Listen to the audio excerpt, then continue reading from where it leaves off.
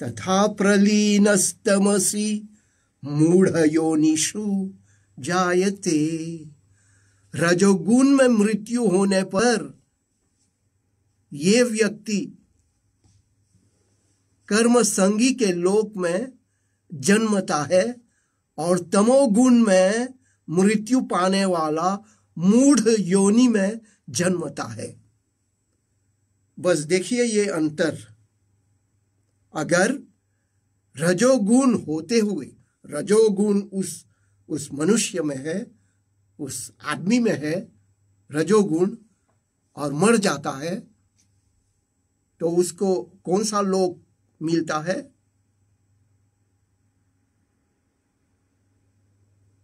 कर्म संगी के लोक मिलता है। यानी कर्म संगी, इसका मतलब यह है मनुष्य लोक उसे मिलता है। ये तो साधारण बात है, कर्म संगी के लोक मिलता है।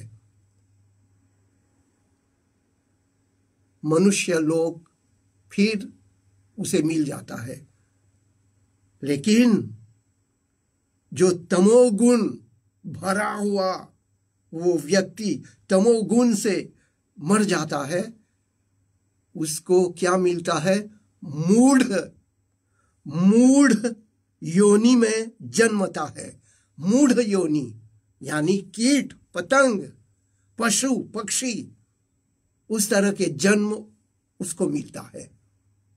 यही अंतर है, देखा आपने। और आगे बोल रहे हैं कृष्ण भगवान, कर्मणः सकृतिस् याहु सात्विकम निर्मलम फलम रजसस्तु फलम दुखम अज्ञानम तमसः फलम। सत्कर्म का फल सात्विक और निर्मल होता है, राजसी कर्म का फल दुख होता है, और तामसी कर्म का फल अज्ञान होता है। बहुत स्पष्ट शब्दों में बोल दिए।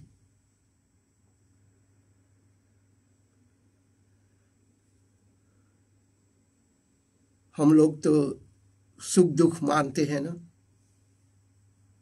सुख दुख का उल्लेख नहीं समझना चाहिए। सुख से मतलब है आत्मानंद, आत्म प्रकाश। इसे जो उल्टा है वह दुख है। हमें और स्पष्ट हो जाएगा आगे। चलिए आगे चलते हैं।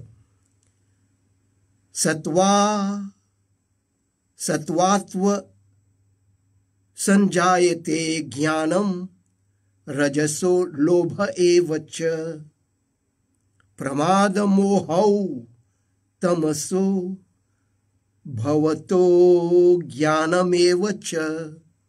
सत्वगुण में से ज्ञान उत्पन्न होता है, रजोगुण में से लोभ, और तमोगुण में से असावधानी, मोह और अज्ञान उत्पन्न होता है। ये तो स्पष्ट हो गया। सतोगुण से उत्पन्न क्या होता है? ज्ञान। और रजोगुण से उत्पन्न क्या होता है? लोभ, लालची। और तमोगुण से असावधानी, मोह, अज्ञान, ये सब उत्पन्न होता है। ऊर्ध्वं गच्छन्ति सत्वस्था मध्ये तिष्ठन्ति राजसाः जघन्य गुणवृत्तिस्था अधो गच्छन्ति तामसाः।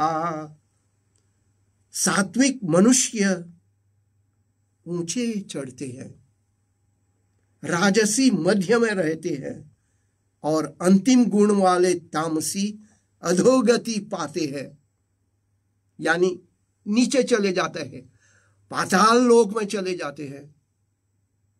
तो ये अंतर है। सात्विक मनुष्य ऊंचे चढ़ते हैं और राजसी मध्य में रहते हैं, तामसी गुण वाले अधोगति यानी पाताल में चले जाते हैं, एकदम नीच योनि में जन्मते हैं। नान्यम गुणेभ्यः कर्तारं यदा द्रष्टानुपश्यति गुणेभ्यश्च परम वेत्ति मद्भावं सोऽधिगच्छति। ज्ञानी जब ऐसा देखता है कि गुणों के सिवा और कोई कर्ता नहीं है और जो गुणों से परे है उसे जानता है, तब वह मेरे भाव को पाता है।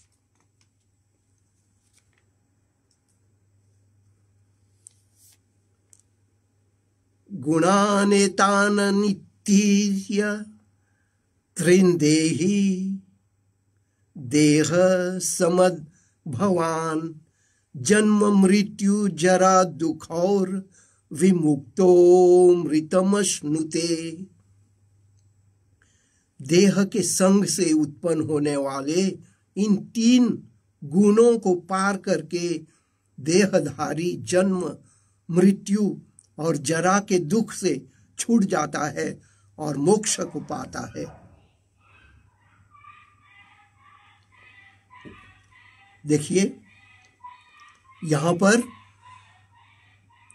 श्री कृष्ण भगवान बोल रहे हैं, देहदारी के देह के संग से उत्पन्न होने वाले देह से ही, शरीर से ही ये 3 गुणों को पार करके देहधारी जन्म मृत्यु और जरा के दुख से छूट जाता है और मोक्ष पाता है।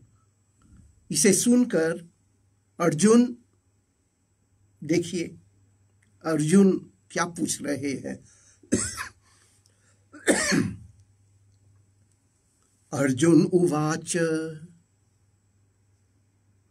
कैर्लिङ्गे स्त्रीन् गुणानेतातीतो भवति प्रभो किमाचारः कथं चैतां स्त्रीन् गुणान् वीति वर्तते। अर्जुन बोले, हे प्रभो,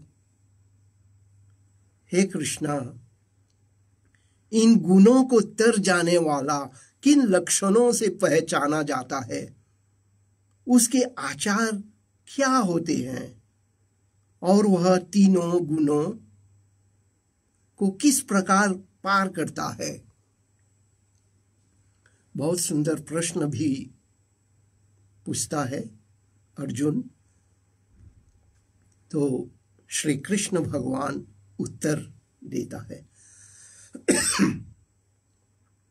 प्रकाशं च प्रवृत्तिं च मोहमेव च पांडव न द्वेष्टि संप्रवृत्तानि न निवृत्तानि कांक्षति उदासीनवदासीनो गुणैर्यो न विचाल्यते गुणा वर्तन्त इत्येव योऽवतिष्ठति नेङ्गते समदुःख सुख स्वस्थ समलोष्टाश्मकाञ्चनः तुल्यप्रिया प्रियो धीरस्तुल्य निन्दात्म संस्तुतिः मानापमानयोस्तुल्यस्तुल्यो मित्रारिपक्षयोः सर्वारंभ परित्यागी गुणातीत स उच्यते।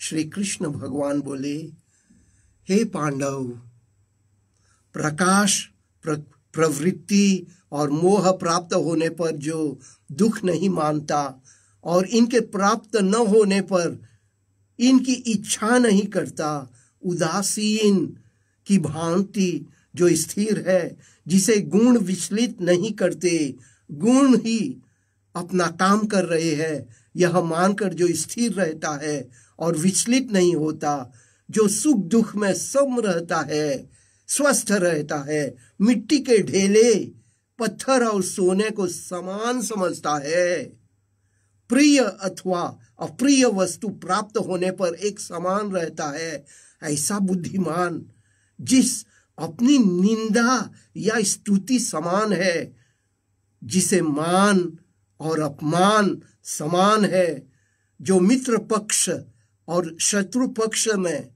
समान भाव रखता है और जिसने समस्त आरंभों का त्याग कर दिया है, वह गुणातीत कहलाता है। वाह, बढ़िया। इसे और बढ़िया सुंदर रहस्य ज्ञान कौन दे सकता है? केवल कृष्ण भगवान ही दे सकते हैं। तो चलिए आगे देखते हैं। अब अंतिम भाग में आ गए हैं। ये 14वां का अंतिम भाग। माम च यो व्यभिचारेण भक्ति योगेन सेवते सगुणान समतीत यैतान ब्रह्म भूयाय कल्पते।